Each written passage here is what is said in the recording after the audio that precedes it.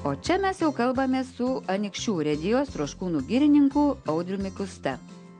Net nuo 1926 metų gyvuoja girininkija. Girininkija sena, tai čia buvo tokia mintis urėdo ir buvusio girininko Meškausko, urėdo kinderio mintis, padaryti kažką tai įamžinti ir sukurti tokį arboretumą. Čia yra padarytas projektas, 350 rūšių ir formų turėtų čia įsigyventi per 20 metų. Arboretumas ir yra sumedėjusių augalų kolekcija, yra išsaugomi genofondo moksliniam darbui, kad vienoje vietoje būtų sukaupta daug rūšių, kurias galėtų apžiūrėti, pamatyti ir pasinaudoti. Nu, kadagiui reikia gero dirvožemio, drėgmės nemėgsta jisai. Tai va, nepigus verslas, aišku, yra šitie visi dalykai. O šitą kadagį 850 litų kainavo. Tai va, kad toks jau, kadangi jo negali pats formuoti, tai turi būtinai tokį jau pirkti. Čia turėtume būtinai pasakyti, kad arboretumą parėmė Pasaulio anykštėnai. Yra tokia organizacija.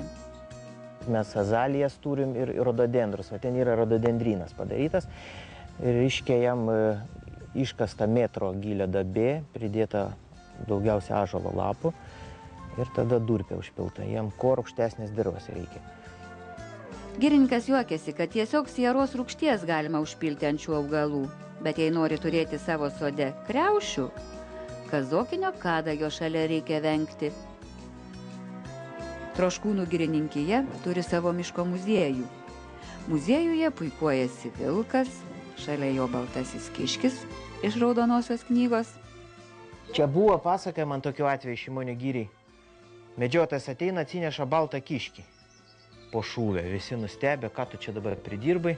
O jis pasakoja, reiškia, bestovint ateina vilkas, nešasi dantyse baltą kiškį. Šauna jis į tą vilką, nepataiko, vilkas pameta kiškį ir pabėga.